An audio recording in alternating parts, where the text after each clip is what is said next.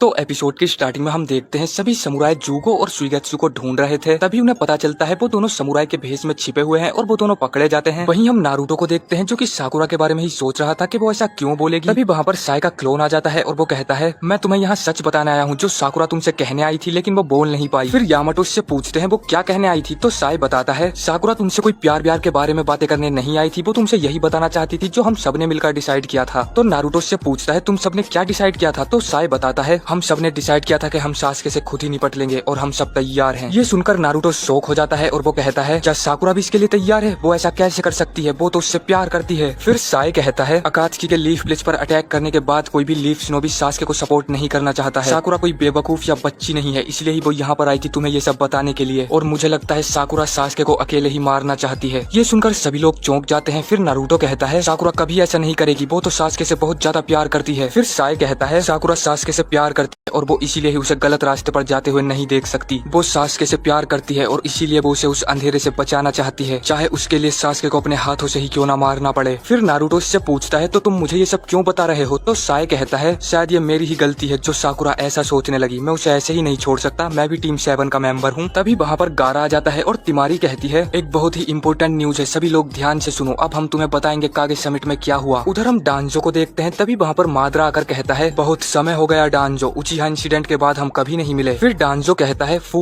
तोरू ने तुम उसे इल्झा कर रखो, मैं अपने सीधे हाथ की सील खोल लेता हूँ। जिसके बाद डांजो अपने राइट हैंड की अनबॉक्सिंग करने लगता है। तो माद्रा कहता है क्या तुम सच में मुझसे लड़ने वाले हो। तभी फू और तोरू ने माद्रा पर अटैक करने लगते हैं। फू अपने माइंड ट्रांसफर जुत्सु का यूज करता है लेकिन माद्रा पिलर के अंदर चला जाता है। तभी माद्रा अचानक से पिलर से बाहर आ जाता है। फू स्वॉर्ड से उस पर अटैक करता है लेकिन वो माद्रा के आर पार निकल जाती है। फिर तोरू ने भी कुनाई फेंक कर मारता है लेकिन वो भी उसके आर पार निकल जाती है और माद्रा फू को पेल देता है। जिसके बाद फू उठकर पीछे चला जाता है और वो दोनों डिसाइड करते हैं पहले हम उसे अटैक करने देंगे और जैसे ही वो अटैक करेगा हम उसे मार देंगे। फिर तोरू ने अपने ग्लव्स उतार देता है और वो दोनों माद्रा पर अटैक करने के लिए जाते हैं। तभी तोरू ने माद्रा को एक पंच मारने वाला था लेकिन माद्रा उससे बच जाता है और तोरू ने फू को ही पंच कर देता है। फिर हम देखते हैं फू के हाथ पर कुछ पॉइजन जैसा लग चुका था जो कि उसके सेल्स को डिस्ट्रॉय कर रहा था। तभी तोरू ने उसके पास आकर उसके पॉइजन को हटाने लगता है। फिर हम देखते हैं तोरू ने अपने पूरे शरीर पर पॉइजन लगा लेता है और फू से कहता है तुम मुझे उसकी लोकेशन बताओ, मैं अभी उसे खत्म कर देता हूँ। लेकिन माद्रा उसके पीछे से आकर उसे अपनी कामुई से अंदर खींच लेता है और माद्रा ने तारुने को टच कर लिया था तो उसके हाथ पर भी पॉइजन लग चुका था, इसलिए वो अपना हाथ तोड़कर फेंक देता है और फू को भी अंदर खींच लेता है। वहीं हम देखते हैं तिमारी ने उन्हें सब कुछ बता दिया था। तो ककाशी कहते हैं मुझे होकागे बनने का कोई शौक नहीं है, पहले मैं लीफ फ्लिक जाकर ये बातें सभी से डिस्कस करूंगा। फिर गारा कहता है नारुतो ये एक जंग है 8 और 9 टेल को बचाने के लिए, तो एक काजे कागे होने के नाते मैं तुम्हें हर कीमत पर बचाऊंगा और अगर सास्के हमारे बीच में आया तो मैं उस पर भी कोई रहम नहीं करूंगा। फिर तिमारी कहती है अब हम अपने विलेज वापस जा रहे हैं, ककाशी जैसे ही तुम होकागे बनते हो हमें इन्फॉर्म कर देना। जिसके बाद वो वहाँ से चले जाते हैं। फिर हम वही अजीब सी जगह पर देखते हैं जहाँ पर कारीन सास्के को हील कर रही थी। तभी सास्के को होश आता है और वहाँ पर माद्रा आ जाता है। तो सास्के उससे कहता है जल्दी मुझे यहाँ से बाहर निकालो। तो माद्रा कहता है मैं भी यहाँ पर यही करने आया हूँ, बाहर तुम्हारा कोई इंतजार कर रहा है। जिसके बाद माद्रा उन दोनों को अपनी कामुई से बाहर निकाल देता है और हम देखते हैं वहाँ पर डांजो खड़ा हुआ था और वो कहता है तो तुम यहाँ पर आ गए सास्के उचिहा। फिर माद्रा कारीन से कहता है तुम जरा पीछे ही रहना, तुम मारी भी जा सकती हो। जिसके बाद माद्रा और कारीन पीछे हट जाते हैं। फिर डांजो अपने हाथ की पट्टियां खोलने लगता है और वो कहता है माद्रा और सास्के ध्यान से सुनो, मैं तुम्हारे सारिंगान ले लूंगा और अपने कलेक्शन में जोड़ दूंगा। जिसके बाद हम डांजो का हाथ देखते हैं और उसके हाथ पर बहुत सारी सारिंगान आंखें लगी हुई थी। और यह एपिसोड यहीं पर खत्म हो जाता है।